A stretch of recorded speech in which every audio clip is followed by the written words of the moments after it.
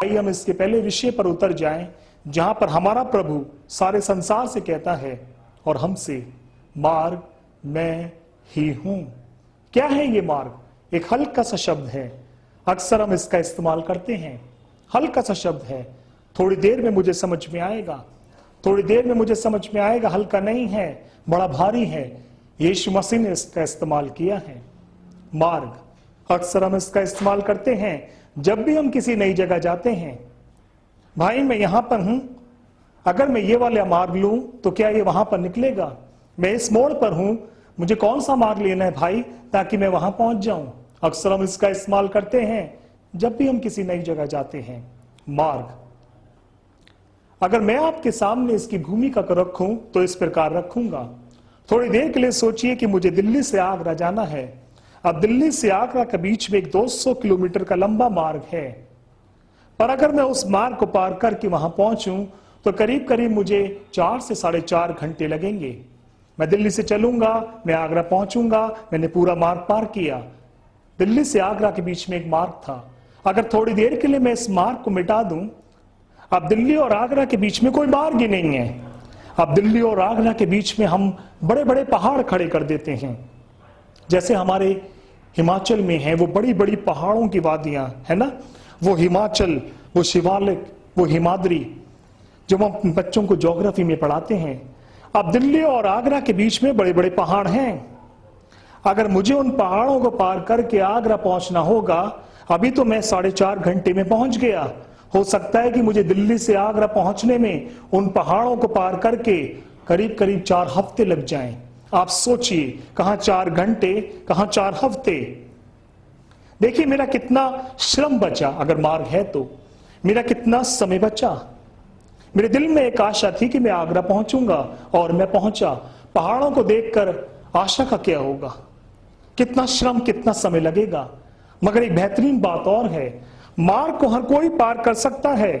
अगर मेरे जैसा जवान भी तो कोई स्त्री भी, कोई पुरुष, कोई बुजुर्ग, कोई बच्चा भी। अगर हमें कहीं से किसी को लेकर इलाज के लिए जाना है, सोचिए दिल्ली से आगरा या आगरा से दिल्ली, बीमार भी मार्ग पार कर सकता है। सोचिए उन पहाड़ों को पार करने में, हमें बीमारों को ले जाने में कितना कष्ट, कितना विपरीत परिस्थितियों का सामना करना पड़ेगा। यानी कि अगर मैं धरती पर हूं और अगर मुझे पिता के पास स्वर्ग जाना है, धरती और स्वर्ग इन 2 दूर की जगहों के बीच में एक मार्ग है, एक आशा है कि मैं पहुंचूंगा। समय का बड़ा बचना है, श्रम का भी बड़ा कम लगना है, और एक समान व्यवस्था है कि एक स्त्री भी पार कर सकती है, एक बच्चा भी, एक बुजुर्ग भी, एक जवान भी, एक बीमार भी। यीशु मसीह कह रहे हैं वो आशा, वो समय का बचना, वो आराम, वो समान व्यवस्था, वो मार्ग मैं ही हूं। हल्का नहीं है, बड़ा भारी है।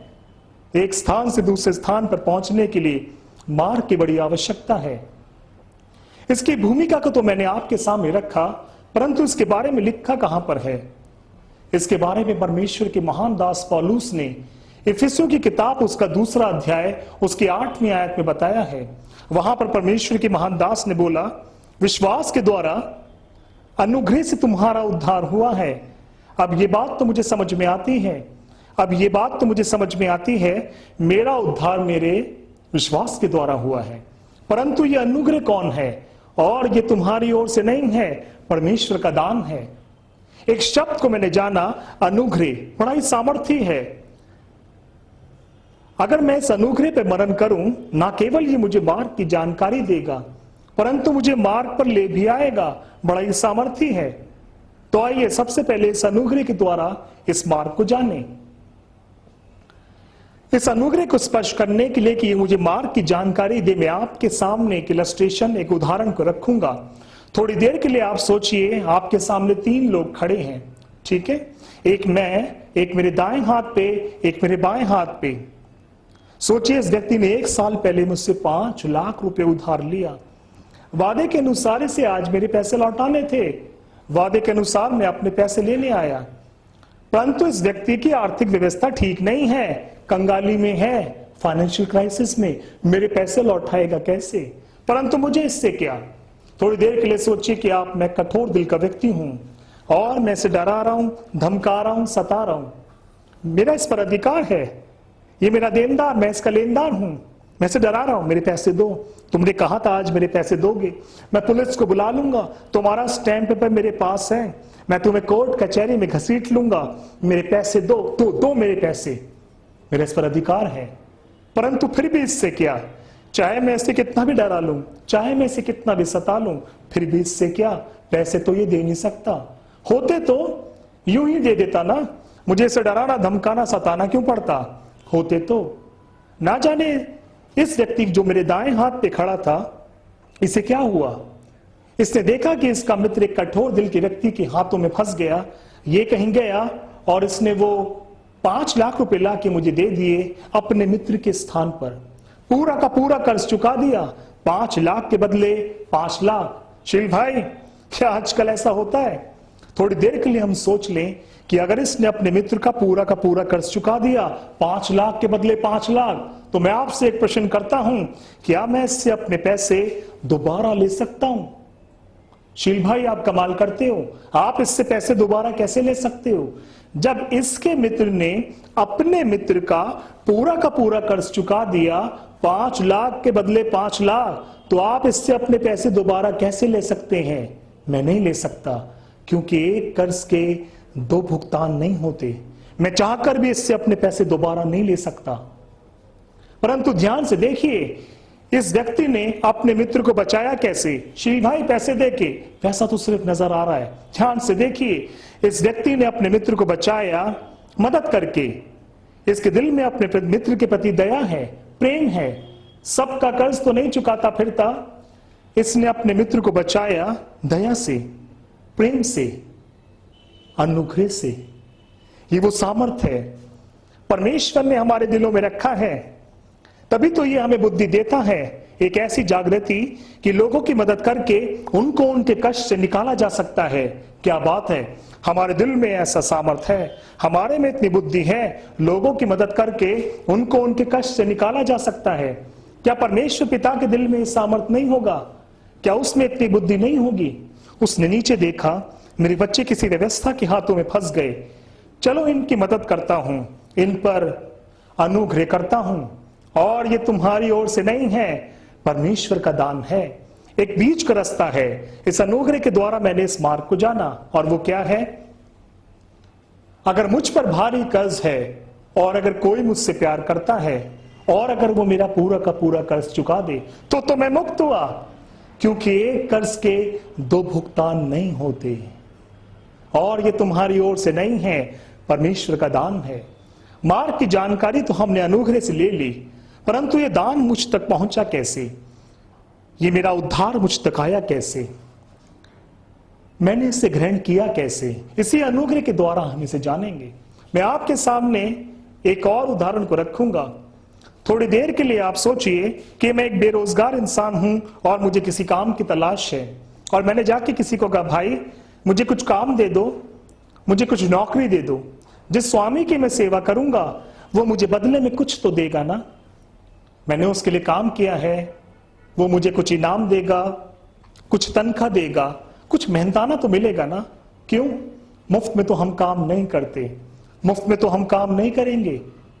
संसार के प्रत्येक व्यक्ति ने, ठीक है, मैंने, आपने, हम सब ने जाने या अनजाने एक स्वामी की सेवा करी है, और उसका नाम है पाप। उत्पत्ति 4:7।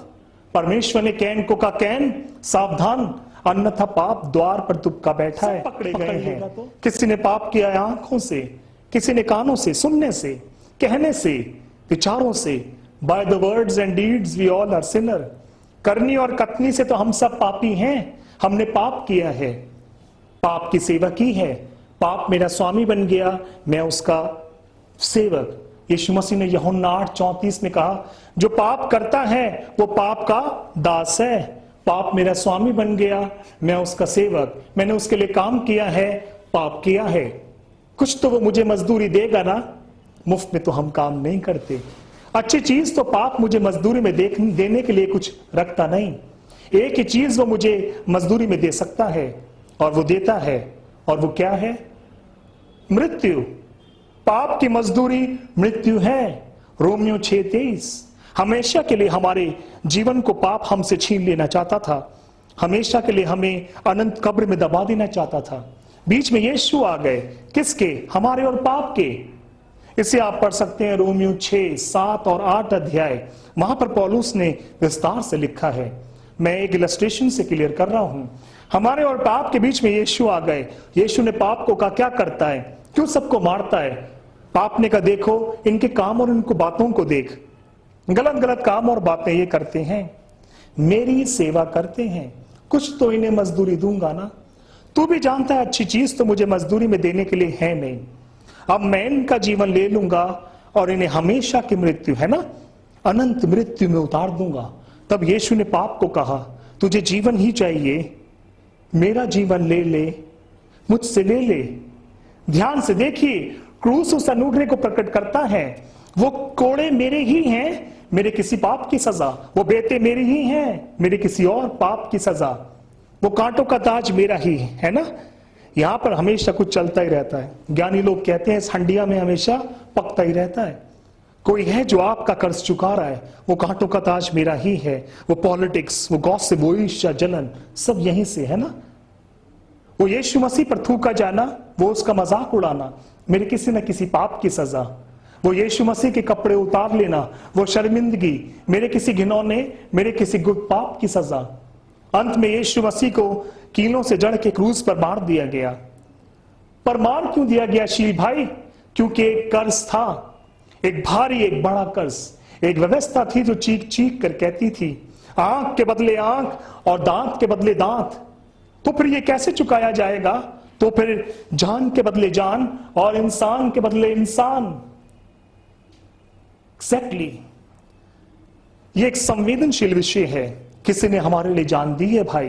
ध्यान से देखिए हुआ क्या। जैसे मेरे और पाप के बीच में यीशु मसीह आ गए, वो फंस गए। जिस प्रकार मेरे और इस व्यक्ति के बीच में ये व्यक्ति आया अनुग्रह करने, अपने मित्र को बचाने, इस व्यक्ति का बोझ 5 लाख अपने मित्र पर आ गया। ये फंस गया, इसे चुकाना पड़ा। जैसे हमारे और पाप के बीच में यीशु आए, मुझे पाप से बचाने, मुझ पर अनुग्रह करने। वो फंस गए। जो हमारे पाप की सजा थी वो यीशु मसीह पर आ गई। क्रूस उसे प्रकट करता है। परंतु एक कमाल की बात हुई, एक महान अनुग्रह के द्वारा। अगर मेरे पापों की सजा मेरा प्यारा गुरु, मेरा स्वामी, मेरा प्रभु क्रूस पर ले गया तो मैं मुक्त हुआ। अब मुझे अपने पहले वाले स्वामी पाप को दोबारा नहीं चुकाना, क्योंकि एक कर्ज के 2 भुगतान नहीं होते।